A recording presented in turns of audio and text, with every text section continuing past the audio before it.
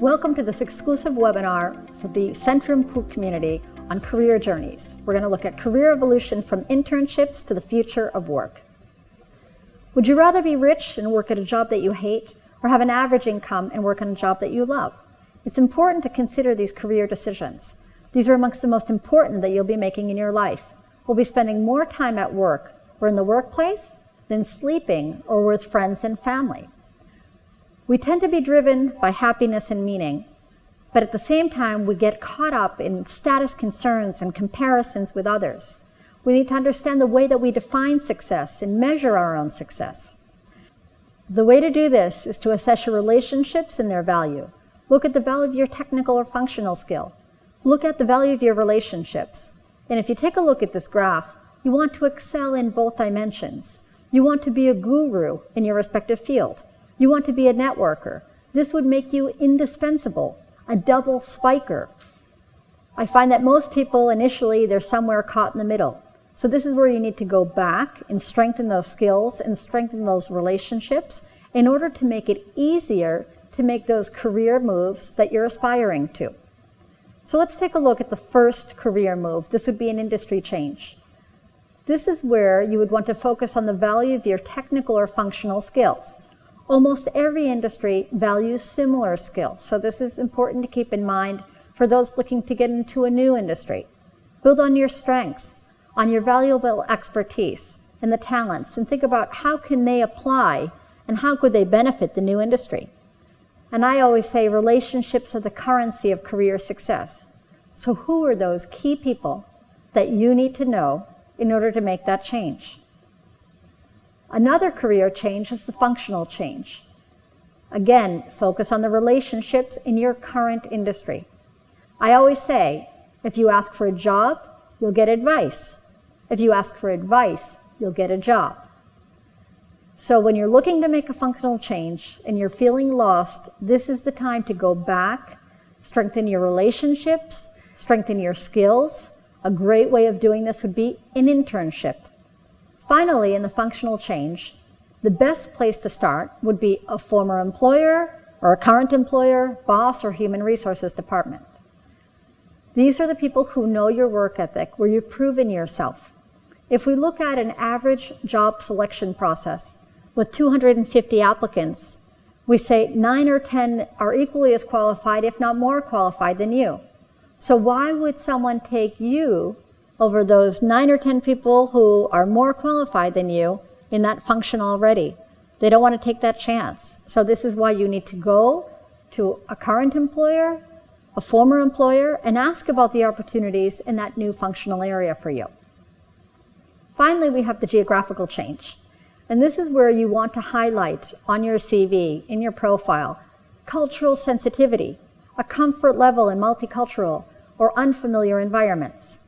You want to highlight your flexibility, adaptability, positive attitude toward resilience, cross-cultural communication skills, both in oral and writing, and any specific technical knowledge that might not be so present in your target market. Finally, the way to do this, highlight international travel. Again, the internships are a key piece. International work experiences and study abroad. Personal branding. This is where you want to use new sections that can highlight your value or aid in branding you. And these are some possible section headers that you could do. We have the LinkedIn public URL. And I always say if you're not on LinkedIn, you don't exist. So make sure that you are editing your public URL to remove any digits that appear by default. It should end with your name and last name. You can edit your public URL in your settings. And at the very top of your CV, of your resume, you should include that link. You may even want to include it in email signatures. Include a professional summary, 4 to 5 lines at the top of your CV that will summarize the key information that might be further down or on the second page of a CV. Highlight any academic, professional, performance highlights, core competencies, leadership experience that you've had. And for those who have a fragmented experience, and now you're targeting, for example, a role in marketing, There's a possibility of doing a CV where you highlight marketing experience and then other professional experience. So they see all that bulk of marketing experience that you've had.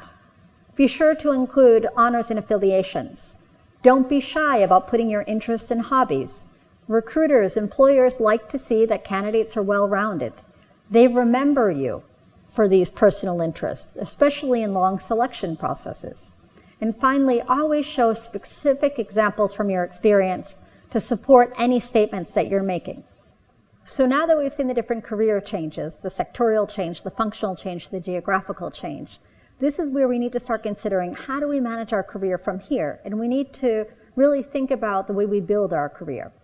So I'm going to talk about 8 different strategies, and I grew up as a competitive figure skater, so I liken this to the world of sports. And it's really about, in the first strategy, having the right equipment, having the right resources. And when you don't, going back and learning from different programs or building those resources in order to even start contemplating the move that you want to make. The second strategy is about getting out of your comfort zone to achieve that balance and focusing on the high quality experiences. Avoid taking a job simply for the title or for the money. I can assure you that that quickly gets old, and this is what leads to job stress or burnout. So you want to do the research and ensure that the organization, the company that you're getting involved with, that they can provide for you and they can provide for your values and your goals and your own career growth. The third strategy would be to stretch in order to grow. So you want to work on projects that would expose you to different kinds of opportunities and challenges and people. And an internship is a great way of doing this. And so really don't be afraid to take risk, and especially at this stage of your career. Then we have the fourth strategy, which is staying open to creative solutions, being flexible, engaging in continuous change, volunteering to broaden your network. Again, the internship is a great way of doing this, broadening those opportunities. In the fifth case, we have having a coach, having a mentor, someone who can help you grow, someone who can get you back on your feet when you slip and fall. This is where I always recommend having someone either within or outside of your company, ideally 2 levels above you, someone who can give you this input and really get you back on track when necessary. The sixth strategy would be to glide in order to accelerate your growth. And I liken this again to figure skating, so sliding and gliding back and forth, making a strategic lateral move instead of a vertical career climb. The important thing is to keep on moving always. And when you're faced with the situation of an organizational restructuring, downsizing, interpersonal conflict, just be sure to not freeze up. And this is again where your coach is key in helping you to move on. The seventh strategy is about understanding that it's okay to fall. It's okay to fall just as long as you pick yourself back up, get on your feet. And the way you can do this is by being prepared for those slips and falls, identifying who are those people, having that strong network, having work ethic and integrity to get you right back on track where you need to be. And finally, you always want to have the big picture in mind, that gold. Visualize the gold. Visualize that gold medal. Set your own goals for your success, however it is that you define success. Dare to dream and think about that level of responsibility that you seek. Where do you want to be in the future? So the way we can do this is by preparing. We want to do a realistic self-assessment. Identify the resources that we have on hand.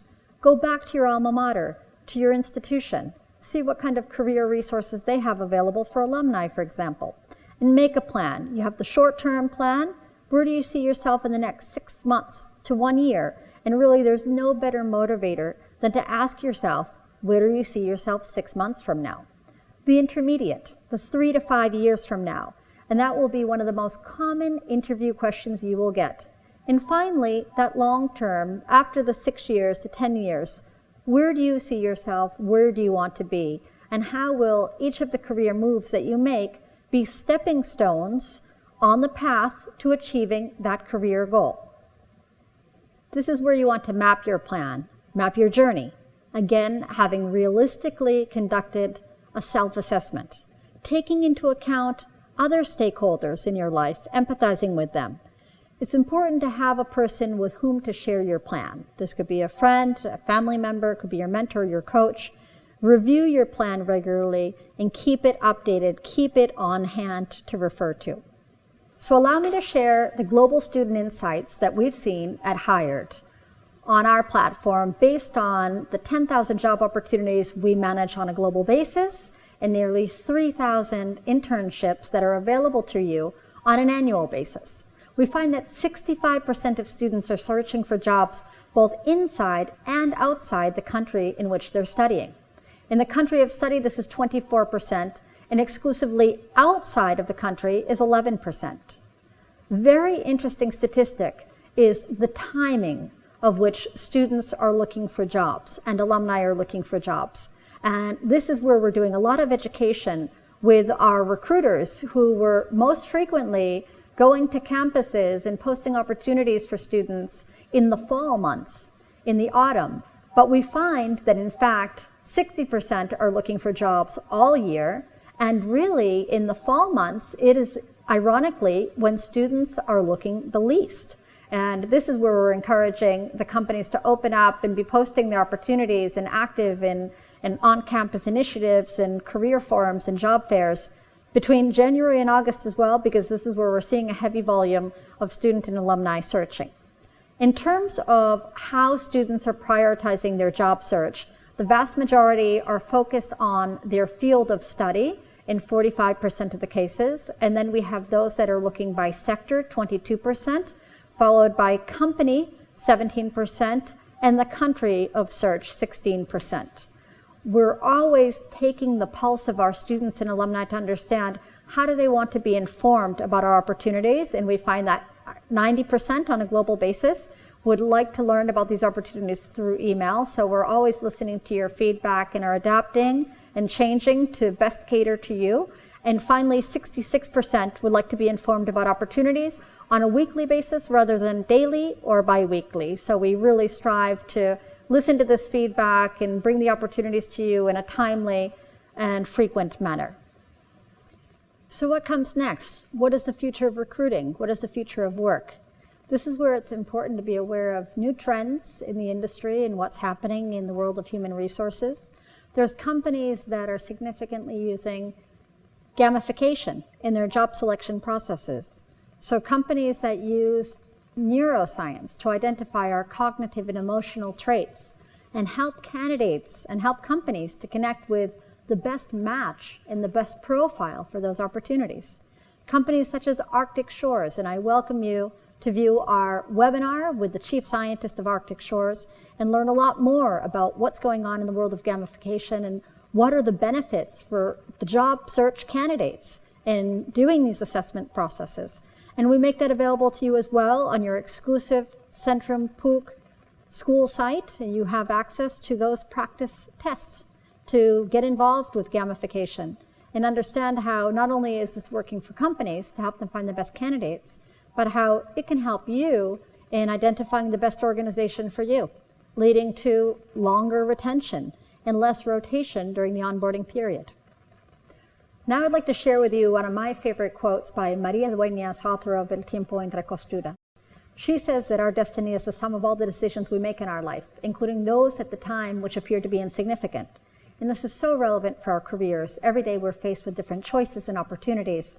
That's why it's important to do our preparation, to have the resources and our network in place in order to make those correct decisions, which in the end really do end up to the sum of our career trajectory.